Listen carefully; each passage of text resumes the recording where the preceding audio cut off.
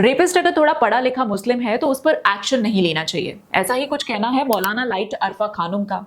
अरफा खानुम शेरवानी लिखती है, मुस्लिमों को टारगेट करने की एक नई लहर चल रही है। इस बार निशाना पान बेचने वाले या सड़क के हॉकर नहीं बल्कि पढ़े लिखे, स्किल्ड और नौकरी करने वाले लोग हैं। अरफा ये काम बहुत क्लेवरली कर रही है, क्योंकि अक्सर हम सुनते हैं ना कि अरे वो तो एजुकेटेड है, इतनी अच्छी जॉब करता है या करती है, ऐसे काम कैसे कर सकते हैं, ये तो स्किल्ड है।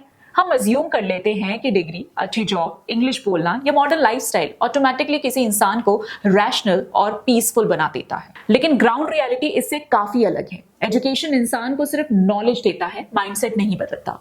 अगर किसी के अंदर पहले से स्ट्रॉन्ग आइडियोलॉजिकल बिलीफ है तो एजुकेशन उस बिलीफ को और सोफिस्टिकेटेड बना सकती है, उसे खत्म नहीं करती। आज जो हम देख रहे हैं वो भले नासिक बेबियों केस हो या डॉक्टर शाहीन शहीद जैसे टेरर इन्वेस्टिगेशन केसेस, इन सब को एक टर्म से समझा जाता है और वो टर्म है व्हाइट कॉलर रेडिकलाइजेशन। मतलब ऐसे लोग जो सूट बूट पहनते हैं, कॉर्पोरेट ऑफिस या यूनिवर्सिटीज में काम करते हैं, लेकिन अंदर ही अंदर एक स्ट्रॉन्ग आइडियोलॉजिकल एजेंडा पुश कर रहे होते हैं। अब सबसे रिसेंट नासिक बीपीओ केस को ही देख लीजिए। इस केस में एचआर मैनेजर निदा खान अपनी ऑफिस की पोजीशन का यूज करके कंप्लेंट्स को दबाया, विक्टिम्स को अलग किया और एक ऐसा एनवायरनमेंट क्रिएट होने दिया जहां हरेसमेंट और दबाव कथित तौर पर सिस्टम का पार्ट बन गया। और ये इंसिडेंट तो अब सामने आया है, लेकिन सच ये है कि ये सालों तक चलता रहा। अब दूसरा केस देखिए, डॉक्टर शाहीन शहीद, एक हाईली एजुकेटेड मेडिकल प्रोफेशनल जिसका नाम टेरर इन्वेस्टिगेशन में सामने आया था बस कुछ ही महीने पहले। इस पूरी इन्वेस्टिगेशन में हमें एक ऐसा नेटवर्क दिखा जहां एजुकेटेड लोग, डॉक्टर्स और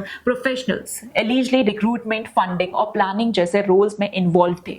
यहाँ सबसे शॉकिंग चीज ये है कि ये कोई गरीबी या लैक ऑफ एजुकेशन की कहानी नहीं है, ये आइडियोलॉजी की कहानी है। अब ये समझना जरूरी है कि रेडिकलाइजेशन का रिलेशन पॉवर्टी या इलिटरेसी से ही हो, ये जरूरी नहीं है। कई बार ये आइडेंटिटी, आइडियोलॉजी और बिलीफ सिस्टम से ड्रिवन होता है। जब किसी इंसान को लगता है कि उसकी आइडेंटिटी या फेथ थ्रेट में है, तो वो अपनी एजुकेशन का यूज उस बिलीफ को डिफेंड करने के लिए करता है, चाहे वो डिजिटल प्लेटफॉर्म्स हो, वर्क प्लेस हो या सोशल सर्कल्स। अब व्हाइट कॉलर रेडिकलाइजेशन का सबसे बड़ा डेंजर ये है कि ये इनविजिबल होता है। ये किसी एक जगह कन्फाइंड नहीं होता, ये इंस्टीट्यूशंस के अंदर घुस जाता है।